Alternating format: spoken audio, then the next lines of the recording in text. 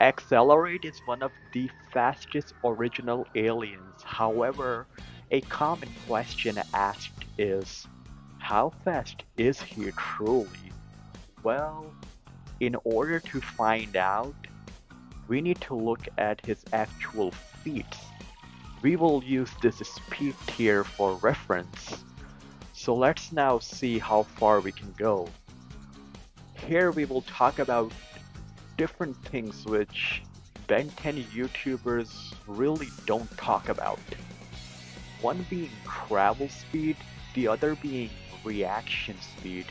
Travel speed is the ability to cover a distance in a certain time.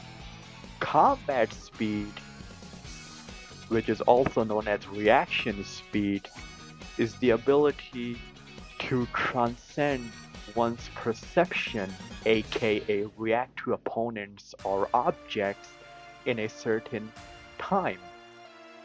Let's look at reaction speed first. Since in fiction, this is generally very impressive. In Season 1 Episode 10 Lucky Girl, XLR8 was able to react to Hex's light projection, and since he can dodge lightning, which is this time faster than speed of light, this in simpler terms means XLR8 would be 65 million times the speed of light.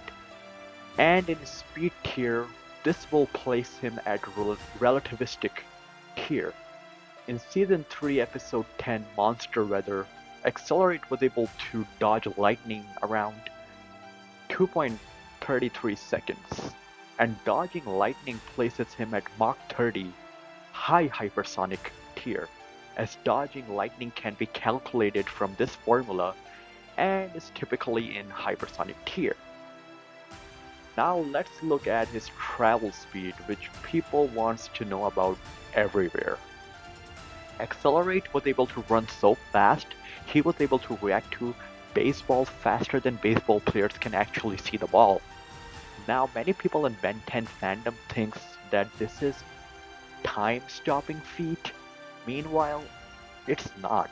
XLR8 does not have any kind of time manipulation ability. Well, why does everything appears frozen then? Good question. This happens in fiction due to something called cinematic timing. Cinematic timing is where time is slowed down to emphasize how fast a character is, but in reality, it's all happening in an instant. So while time appears to be frozen, it's done to show how fast XLR8 is. Well, it's actually one of XLR8's slowest feats in Ben 10, placing it as massively hypersonic tier.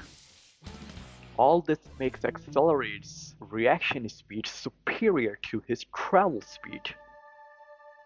People really in Ben 10 fandom likes to exaggerate how XLR8 froze time, and well, he didn't. It was a clever use of cinematic timing. And they say XLR8 is so fast that not even cameras can capture him, except they did when Gwen slowed them down in slow motion. So that already defeats the purpose of the argument. Secondly, in real life, Bruce Lee was able to hit so fast cameras was not able to pick up and react to his movement, which is a documented thing. Sounds familiar? Despite all these newbies and new people to Ben 10's fandom commonly say that XLR8, when it comes to traveling, can outspeed top tier characters like The Flash. This is a common thing on Reddit and many fandom sites. So I think that it would be wrong to have someone who travels at Mach 270 or Mach 280 massively hypersonic tier compete in a race or any kind of competition against someone who can keep up with the Big Bang in its earliest creations, which is flat out stated to be more than 60 trillion light years per second, massively faster than speed of light or massively FDL plus.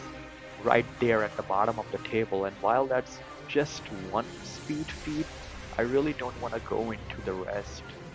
People are just comparing someone from here to someone from right there. It's just not right. I think the exaggeration needs to stop.